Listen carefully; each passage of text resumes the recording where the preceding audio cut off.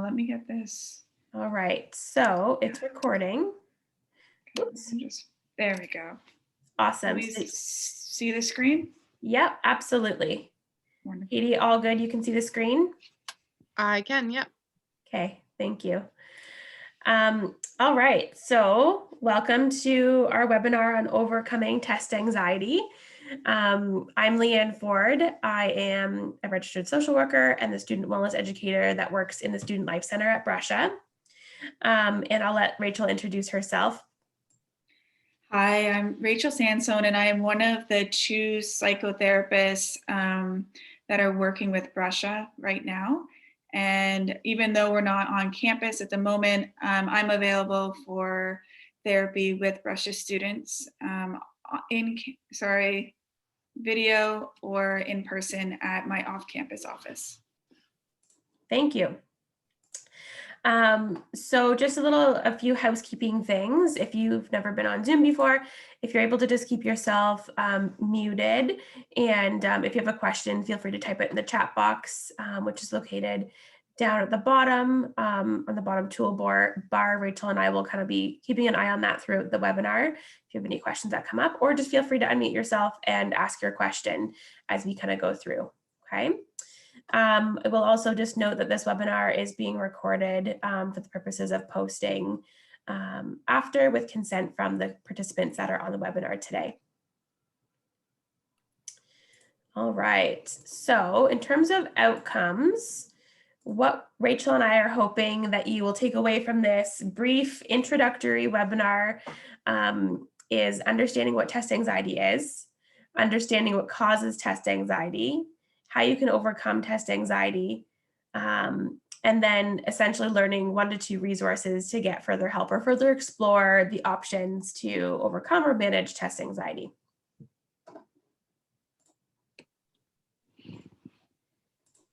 Okay. So what exactly is test anxiety?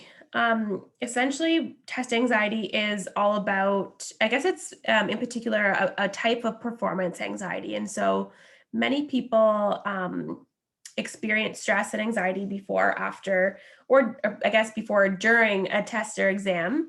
But test anxiety can actually impair learning and hurt test performance.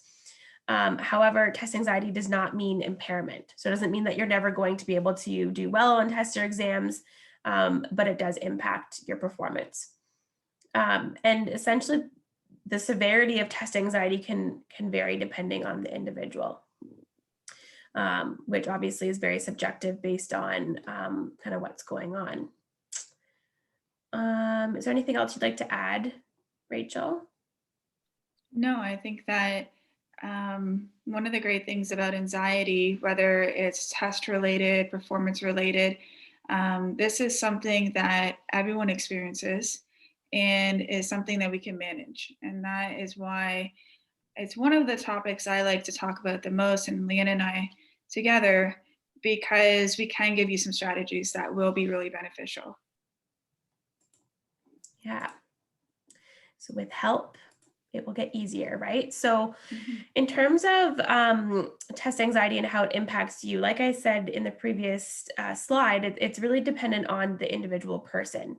But when we're looking at kind of a number of things, whether it's physical, emotional, behavioral, or cognitively, I'd like you to just take a moment to sort of reflect right now, and you don't need to necessarily answer this, but just take a moment to sort of bring that awareness to yourself. Of how test anxiety impacts you specifically. So specifically thinking about, physically, so some of those somatic experiences, do you get some of those butterflies before or during an exam, maybe headache, nausea, diarrhea, maybe your body temperature changes and you might get hot or flushed, or you become really cold, something like sweating, or you have a hard time breathing. Sometimes what can also happen with anxiety is, dry mouth, or maybe your heart starts to pump a little bit quicker. And then sort of tuning into emotionally, thinking about what kind of emotions come up for you in relation to anxiety, performance anxiety for a test or exam. So things like excessive feelings of fear, maybe disappointment, maybe there's anger that comes up, angry that you didn't do as well as you maybe were hoping to do, maybe some low mood or crying, or maybe there's laughing, or maybe there's feelings of helplessness. You're not sure sort of where to go. So just sort of reflecting on what kind of emotions come up for you as you sort of sit with the test anxiety. And then behaviorally, when we look at sort of anxiety as a whole, but specifically related to test anxiety, are there specific things or specific behaviors that you do when you're anxious, specifically for test anxiety or when you're about to write an exam? So things like fidgeting or pacing, or maybe you avoid, so procrastination, maybe you avoid studying, or maybe there's even some more maladaptive behaviors such as substance use or abuse. And then cognitively is sort of the other factor when we're looking at how anxiety impacts you as a person. How does it impact your thoughts? Do your thoughts race? Do you have a hard time sort of processing your thoughts? Do you go blank? Do you have a difficulty concentrating? Maybe there's some negative self-talk and that inner critic comes out, because we're human and automatic negative thoughts are part of the human experience and very common. So just sort of reflecting on how sort of those 4 factors impact you specifically, because it is different for each and every one of you. I think too, thinking about that, it's that common experience, right, Leanne? Yeah. And that idea of, even as you were going through the list, it wasn't hard for me to think about not only with tests, but that feeling, that stress response, and how it really can just close everything off. At least for me, it really can feel like nothing else matters in this moment. I'm ready to kind of explode. Yeah, absolutely. And that's our sympathetic nervous system, right, being activated, because our brain is telling our body there's a perceived threat and that this doesn't feel good, because maybe there's been a situation before where you haven't done as well on a test or exam. And so then it creates the cycle, right, of those kind of felt senses that you felt before. I like how, too, you mentioned earlier that fear. You brought that up, I think, on Yeah. the other side. And that's a really important part of recognizing test anxiety, is how fear-based it is. And it's going to be using some of that information from the past. Maybe it's true. Maybe we didn't do so well. And maybe this test really is important to us. It means so much. And so there's a lot of fear. And naturally, like you just said, that fear stress response is going to kick in the body. Yeah, absolutely. Doing things in Zoom is so different. I know.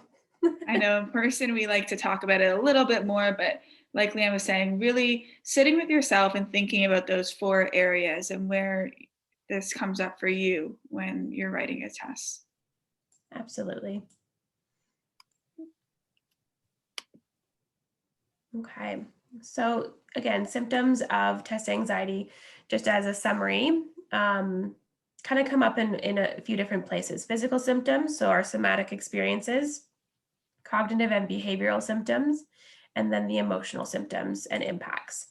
And I guess just to highlight here that fortunately there are steps that students can take to kind of alleviate those unpleasant and awful and often harmful, or what can feel like harmful symptoms to us that we feel like are impacting our academic performance. And so by learning strategies and steps, then you can overcome and manage the test anxiety just a little bit better for next time.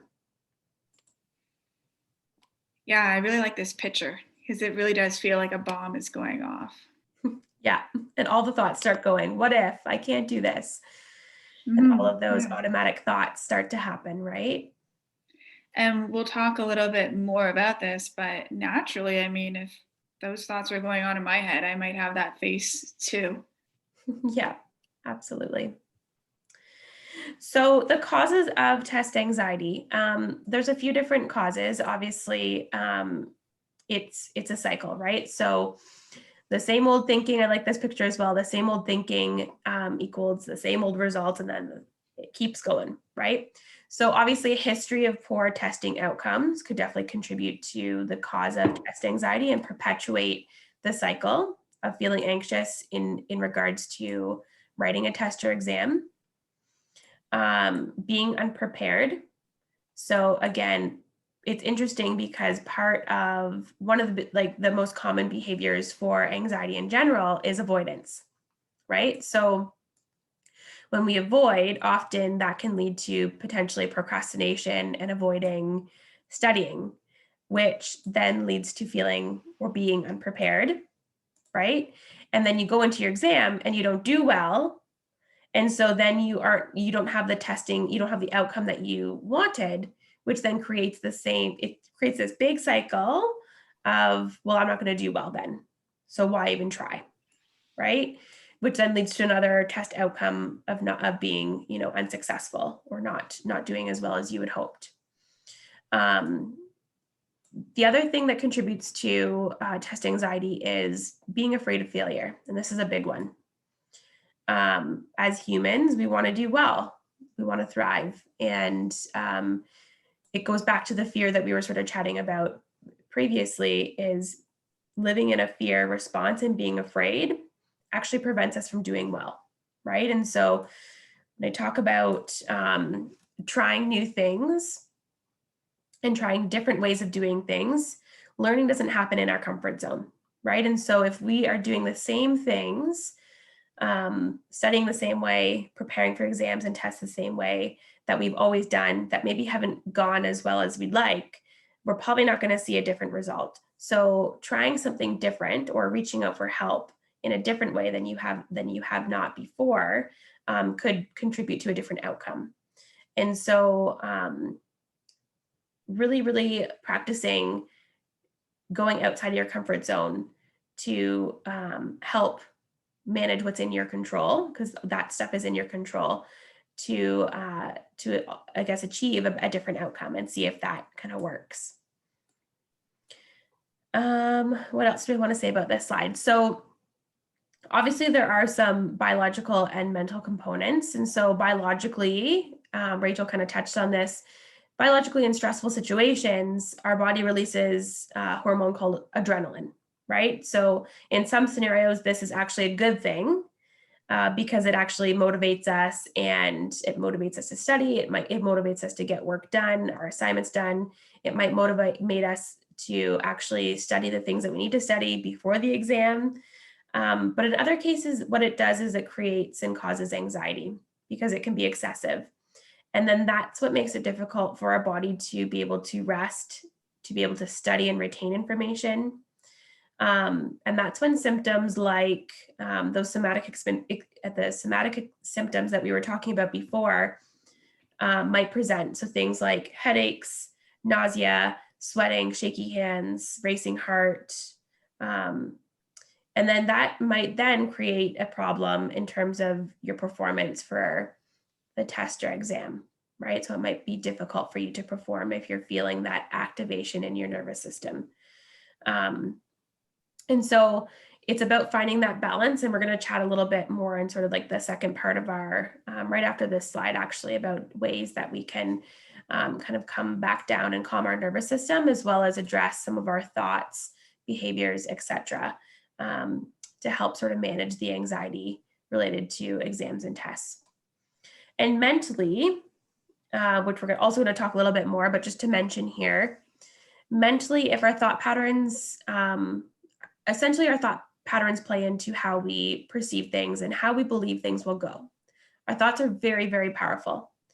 And so, for example, if you believe you're going to do poorly on an exam, you're likely going to focus on that and end up doing poorly on the exam. And so just a note about how our mental ability and our mindset really, really plays a huge role in the cause of test anxiety. And so if we can change the way that we're sort of thinking about things and change our mindset just a little bit and tweak it to reframe things, then hopefully it will change the results. So again, going back to this picture on the slide, the same old thinking pattern, the same old results, right? So if we change the way that we think about this, then maybe we might see different results. Okay, so I think Leanne spoke to that cycle. So I don't know, Leanne, do you want to take this, or is this No, me? you take it from here. Yeah. Okay, so Leanne spoke about that cycle that we get stuck in. And again, the positive piece is that we actually can break the cycle, but we have to first raise awareness. Where is the cycle happening for us? We talked a little bit about this, but so here we go. We did kind of poorly on the task, and we're like, see, I can't do it. Now we're feeling even more threatened by the upcoming exams. Maybe let's look at December. Exam is a really scary event. Naturally, our brain and our nervous system is going to say, hey, what are you doing? You're going into something where you're not going to do so great. So that high anxiety comes up. Now we can't access that part of our brain we want to access the most.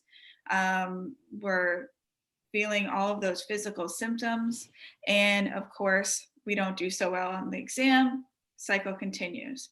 So what we want to do is really look at this. So Leanne purposely said brief, because we can really go on and on and on about this. We can talk about fight or flight. And what you're seeing right now is very classic cognitive behavioral therapy. And we could talk about that too for hours. So what we want you to walk away with, though, is recognizing, if we look at this picture, the situation is outside. So that's going to be that exam that you're walking into. But you can see that thoughts, feelings, physical sensations, and behaviors are all connected and interrelated. So what we want to do, and I'm going to come back to this slide, and what we want to do is get to know. We want to pay attention to the things that we can control. Some of these things are outside of our control. That's a fact. Even the pure fact that we have to, or we get to, write these exams. We don't know what the questions are going to be. We didn't get to choose often where we're doing it. Now things are a little different with that. But there's some things that we can control. Thoughts. Automatic thoughts are outside of our control. However, if we get to know them, we actually can kind of like take away some of that power, so that the thoughts aren't the things that are telling us how to be and what to do. So although we can't control those automatic negative thoughts that Leanne talked about, when we're in stress, we get even more, because the body is saying, we're in danger, so I need to look for every possible negative, threatening thing. This is really protective. What we do now that we know this is bring in some of that positive, bring that mindset that Leanne talked about. Watch out for perfectionism. This is really, really common in academic success and with students. And so that black or white thinking. These thinking traps, again, very adaptive, and the body and brain thinks that they're doing us a favor by going, let's just simplify this. We'll make a shortcut and only see things black or white, or only see things as always happening or never happening, that overgeneralization. Once we get to know these traps, and I believe Leanne does have some resources that participants can email, or we can figure out how you can get your hands on them. Absolutely. Once you become aware of these traps, you can notice when they're happening. And when we do that, it impacts our feelings, it impacts our body. So then that fight or flight, that stress response, it's going to change if we're able to say, oh, I'm having the thought that, I could lose if I don't pass this test, and all of a sudden I might not do this and I might not do that. And next thing we know, we're thinking we're not going to end up with a job. And that's a scary thought, but it's not actually the reality. So instead, if we're able to say, oh, I'm having some really black and white thoughts. That's going to impact how our body feels. That's going to impact our mood, and then in turn, how we act. Don't believe everything you think, because thoughts really aren't facts. They're information, and they're part of our machine of trying to keep us safe. But we are the ones that are noticing these thoughts, which means that we can take control of this positive self-talk. What's that saying, Leanne? It's where I am, the two most powerful words, because whatever comes after them creates your reality. Yeah. Yeah. I forget the actual saying, but I know exactly what you're talking about, because it does relate back to self-talk, right? And this is the piece that we can control. How are we talking to ourselves? If we're walking into an exam and we're thinking, oh my God, I'm going to fail. I'm stupid. I can't do this. I didn't study enough. It's so hard. How might we feel? Do you think we're feeling, do you think we're feeling like pretty motivated in that moment? Or the difference of noticing I'm having these thoughts and then saying, I studied really hard. I have written tests before. And this is something Leanne and I always talk about, because just the fact that you're here listening to us talk, you're at Brescia, means that you have succeeded academically. Mm-hmm. You've done it. You've done the essays, you've written the tests. And so reminding yourself this, I can do this. I prepared as much as I can. There's also that kind of radical acceptance of, okay, here I am, and being kind to yourself. And how do you think that might make you feel? What do you think, Leanne? Well, I think it could definitely change the trajectory of the success in your test or exam, right? Because because our thoughts really do impact our mood, right? And so if we're able to practice that positive self-talk, it really does change the way we feel and the way we show up in the world. And so it's a challenge, because if it was easy, everyone would be doing it. But it's an ongoing work in progress. And it's those things we can control. And again, the reason I bring this slide back is because it beautifully illustrates the situation isn't changing. We have an exam to write. We have a test to write. Now, what we can do though is look inside and raise awareness of, how are we talking to ourselves? How do we feel? We're going to talk a little bit about how we can maybe manage some of those physical sensations. And the behavior part is what we're going to talk about next. Mm-hmm. These are the things, again, that we really can control. I wish you could press a button and make all those negative thoughts just go away. We can't. We can, though, make sure that we're prepared as much as we can be by using time management. We'll talk about that next, but learning skills, we'll hear our study skills. So accessing the resources available to you, whether it's through Western study skills, Brescia has resources as well that we're going to talk about at the end. Google, YouTube, there's so many resources out there. Getting enough sleep. Leanne always says this, kind of sleep, eat, and connect. Those are those foundational pieces. You know, we meet with people all the time, and someone will be like, oh, I feel like crap. I haven't slept. I slept like 3 hours last night, and I've been eating, junk food and not talking to anybody. Well, yeah, no wonder. Like, it would be more surprising if you felt amazing. Those are those things that we can control. Self-care is, we hear it a lot.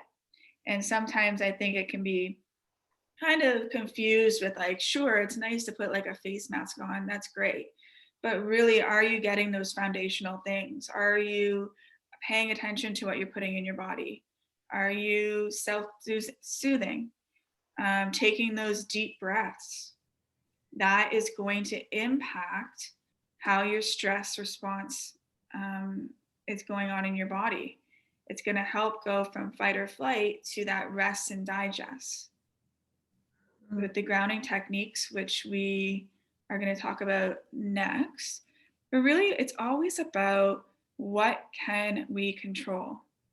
Anxiety wants to narrow our focus, and we want to learn some techniques to open our eyes, look around, broaden the perspective, and say, hey, here I am. Again, I've done well on tests and essays before. And here we are in the test experience, and we're going to practice kind of using a grounding. So, Leanne, I remember last time talking about utilizing those 5 senses. Yeah. So I think that one is the most practical because we always have it.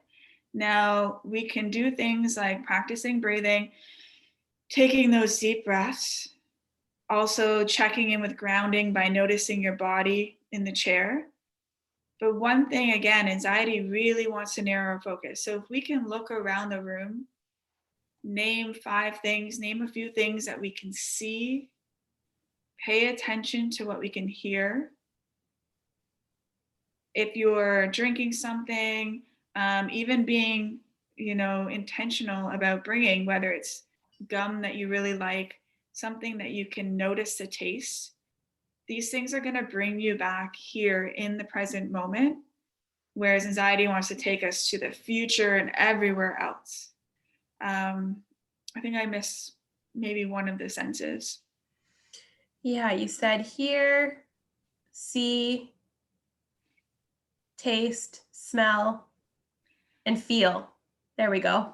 Feel, yeah. And so again, this can be noticing your body in the chair, but it can also be, this is something no one can see. It's hard to do here, but if you touch something, noticing too, like right now, that feels pretty cool, like temperature wise. It's just my phone.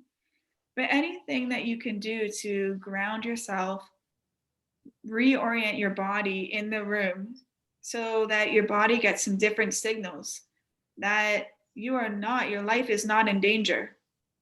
This is okay. You can do this. And that's again where that positive self-talk can really help. Absolutely. And I also, I guess, want to add, like, there's with the 5 senses, I love that strategy because although it might, when we're anxious in the moment, it might be hard to remember, okay, like what can I see? What can I hear? What can I smell? So it actually, I talk to students a lot about making like a proactive, preventative, like 5 senses kind of like self-care kit. And so if you know that you have some anxiety going into a test or exam, thinking ahead of time what you can anticipate and thinking ahead of time what you can actually create or bring with you to when you're writing that exam. Now, I know a lot of exams are happening online now, which is kind of nice in one way because you might be in your own environment, which is kind of cool, which means you may be able to have, like, for example, I have right here on my desk a candle. I don't have it going, but I have a candle, right? So I can see this. I can feel that it's warm. I can smell it, right? So it's initiating a lot of my senses. But something else that 2 more things. There's been research done that, rubbing something fuzzy or soft can really help calm anxiety because it's self-soothing. And as well as scent. So if you have a favorite scent or maybe there's a favorite essential oil smell that you really like, smelling that or diffusing that when you're actually studying, and then smelling the same scent or diffusing it or whatever it is, putting it under your nose or, in the palm of your hand and taking your deep breaths to inhale it, is actually going to help recall some of the study material, which kind of like a 2-in-1. It's going to help recall study material, but also help sort of bring you back into the present moment, and help your thoughts come right back into the present moment to actually doing your exam versus taking you off into the future and all the what ifs or, oh my goodness, I'm going to fail, et cetera, et cetera. So yeah, I just wanted to add that piece. I love that. And if you do check out and do it, look at your resources, you'll see there's so many little tips and tricks out there for getting the most out of your memory, bringing the most to, like we're talking about, the self-soothing. Planning ahead is so important. Yeah. This test isn't a surprise. So we want to prepare for it. Absolutely. So here's just kind of some other tips, a little acronym to use, but really stay focused on the test. This goes back to that, are we noticing that we're time traveling? Where are we? The more that we can stay focused on what we're doing, the better we'll be able to perform. Using those breathing exercises to self-calm. There's so many that you can look up online, specifically if you even Google like anxiety breathing exercises.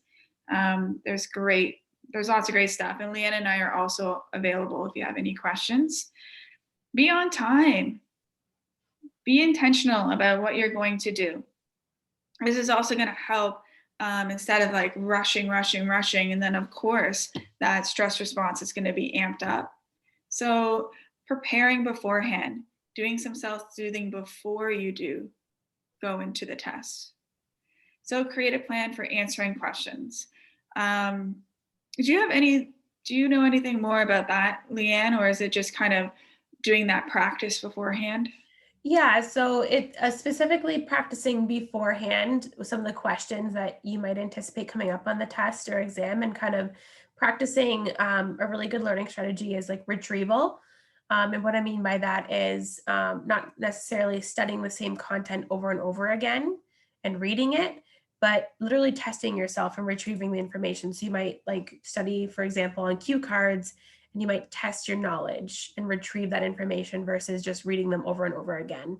And by that, you're kind of anticipating and creating a plan for answering the questions. I think the other thing this is referring to here is specifically, I guess it goes for any sort of test, whether it's multiple choice and or essay, long answer, short answer. But creating a plan. So if going into the exam, having a plan in your head, you're going to spend maybe 30 seconds on reading each question, reading the whole exam over first, maybe as a strategy, and starting with the question that you feel most confident with, so that it gives you that boost of kind of energy, but also motivation to be like, I know this stuff, right? Which then helps you keep going.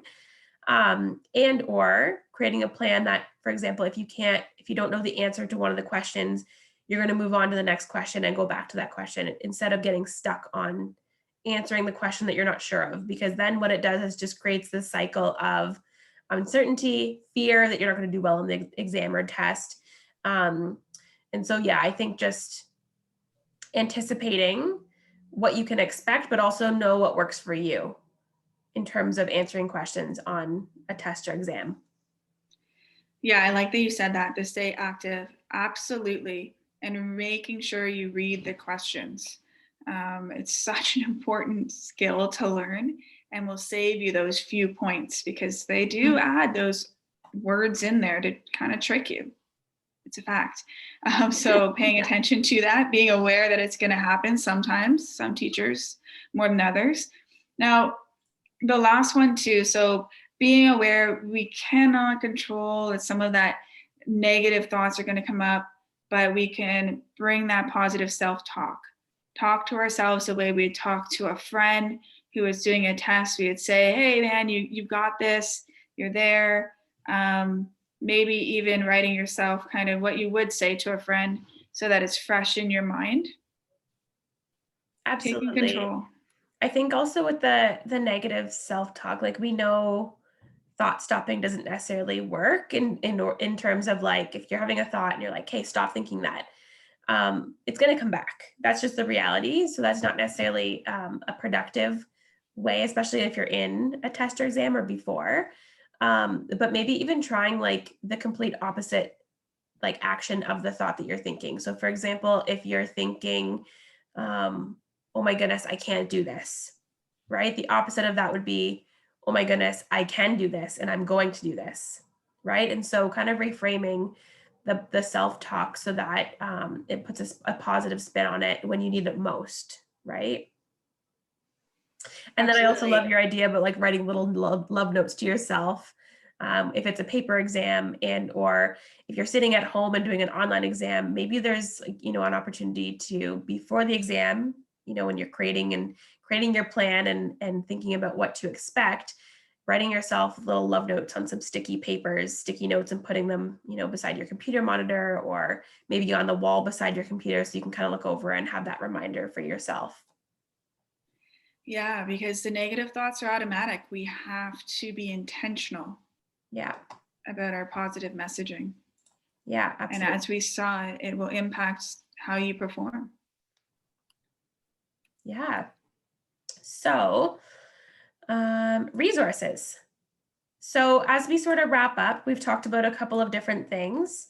Um, Positive self-talk, our success acronym. So staying focused, using our breathing exercises to calm our nervous system, preparing before an exam, executing our plan, staying active in terms of in the exam, keep moving on, don't get stuck on questions. And then our 5 senses and grounding ourselves to come back to the present moment. With these strategies, we also wanted to just mention a couple of resources as we wrap up today, that are at Brescia. So we have the peer support space, which is located in Clare Hall. Brescia Counseling. So Rachel's one of the 2 private practitioners and therapists at Brescia that offer one-on-one counseling support to students. And all of that information can be found on our Brescia Student Life Center website. If you want to find out the hours and where the peer support space is, as well as more information about counseling options. I will also mention the Western Learning Skills. So Western Learning Development and Success, if you just type into Google, they have a lot of really, excuse me, they have a lot of really amazing resources on their website to help with learning strategies and skills, but also related to specifically test anxiety. So I would definitely go check them out. And then I also want to mention Western Student Health also has counseling options and or health practitioners that you're able to see if you are really struggling with test anxiety and it's becoming too much to manage or impacting your daily functions. Then I would seek further help. And or if you want more information about what we've talked about today, or you want help sort of building on some of these skills and strategies, we recognize that 40 minutes is not necessarily going to change. It's not going to be life changing, but it may open up some of those ideas of other things that you can explore to help with some test anxiety that's occurring for you. I want to make sure I didn't miss anything here. I'm going to follow up for the participants that attended today with an email, just with some other resources that Rachel and I have sort of collected in regards to managing test anxiety and how it comes up for people.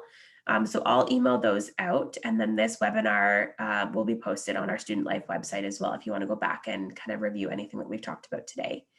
And then Rachel, if you just click to the last slide. Perfect. Well, I guess I can click too because I'm a co-host, sorry. Okay. I didn't know. I know. And so if you have questions or any follow-up thoughts, you can always reach out to Rachel or myself, and there's our contact information if you want to take a screenshot of this. Don't hesitate to reach out and ask any questions. Yeah, and I will just put in there too, I have a website now, so it's rachelsansone.ca. And right now there's only one resource on there, but it does talk a little bit more about anxiety and the fight or flight response.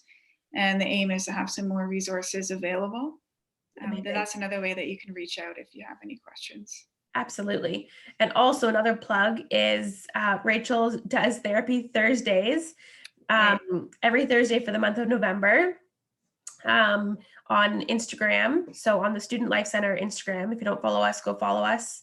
Rachel also has an Instagram handle. I think it's Rachel.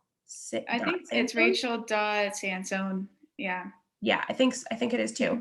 Anyhow, on the Student Life Instagram, so tomorrow at 6:30 p.m. Eastern Standard Time, Rachel's going to be talking all about coping strategies, and then for every Thursday in November, I guess there's only a couple left now, is Therapy Thursday, 6:30 p.m., where we will host Rachel and talk a little bit more about, coping with mental health and how to thrive as a university student. So with that said, If you have any questions, reach out. Otherwise, be well, stay well. We hope that you enjoy the rest of the semester and have all the success. Thank you. Thank you. Bye. Bye.